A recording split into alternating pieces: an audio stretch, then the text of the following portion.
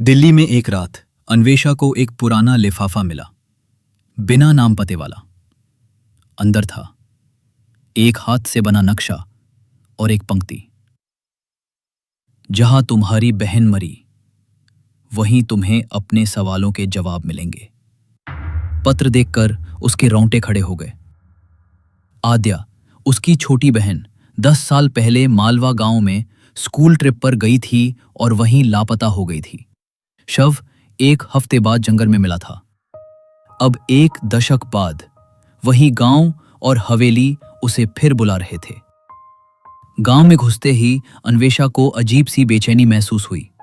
हवेली की ओर बढ़ते समय एक लड़की रास्ता रोकती है, लगभग 10 साल की, गंदे कपड़े पहने। कहती है, वो तुम्हारा इंतजार कर रही है, 7वां दरवाजा अब खुलना चाहता है। अन्वेषा पलटती है, पर वो लड़की गायब होती है। गांव के बीच खड़ी है वो हवेली, भूतपूर्व वैभव के अवशेष। रुद्र प्रताप ठाकुर अब भी वहां अकेला रहता है।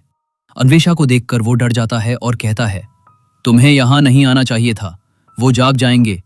रुद्र प्रताप बताता है, ये हवेली एक काले विद्या के समूह सप्तकुल की जगह थी। 7 लोग, 7 बलियां और 7 दरवाजे। हर साल एक को बलि चढ़ाया जाता ताकि बाकी अमर रहें।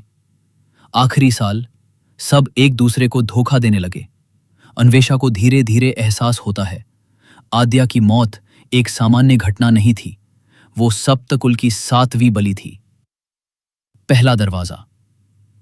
एक पुराना झूमर गिरता है, उसके नीचे दबी होती है एक डायरी, आद्या की लिखी हुई। आखिरी पन्ने में लिखा है, वो मुझे कहते हैं कि मैं विशेष हूं, 7वां दरवाजा सिर्फ मेरे खून से खुलेगा। दीदी, अगर तुम ये पढ़ रही हो तो मुझे ढूंढना मत, वो तुम्हें भी ले लेंगे। दूसरा दरवाजा। खुलते ही एक पुराना पेंटिंग, जिसमें अन्वेषा और आद्या साथ खड़ी हैं, लेकिन पेंटिंग 50 साल पुरानी है। कैसे? तीसरा दरवाजा।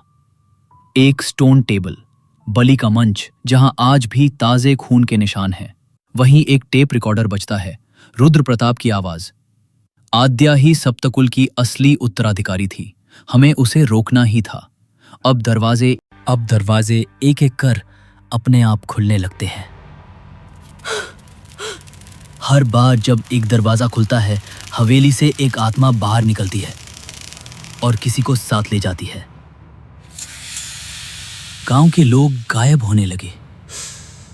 रुद्र प्रताप अब पागल सा हो चुका था, बार बार बोलता है, ये सब मैंने शुरू किया था, लेकिन अब ये खत्म नहीं होगा।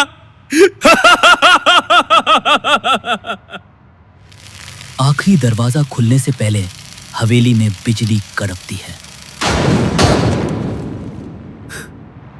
आईनों में अन्वेषा को अपनी बहन आद्या दिखती है, लेकिन वो बच्ची नहीं, जवान और खूंखार दिखती है। आद्या की आत्मा बोलती है, दीदी, तुमने आने में देर कर दी, अब मैं सबकी बलि लूंगी। मुझे मारा नहीं गया था, मुझे जिंदा दफन किया गया था, 7वें दरवाजे के पीछे। अन्वेषा चीखती है, हवेली हिलने लगती है और 7वां दरवाजा एक जोर से खुलता है। अन्वेषा के बाद कोई भी उसे नहीं देख पाया, लेकिन मालवा गांव के लोग आज भी कहते हैं, हर पूर्णिमा को हवेली के 7 दरवाजे खुलते हैं और कोई लड़की लाल आंखों वाली बाहर निकलती है, दीदी दीदी पुकारते हुए। क्या आपको चाहिए इसका अगला पार्ट? 7वां दरवाजा 2, अन्वेषा की वापसी, जिसमें पता चलेगा कि क्या अन्वेषा अब जिंदा है या किसी और रूप में लौटी है।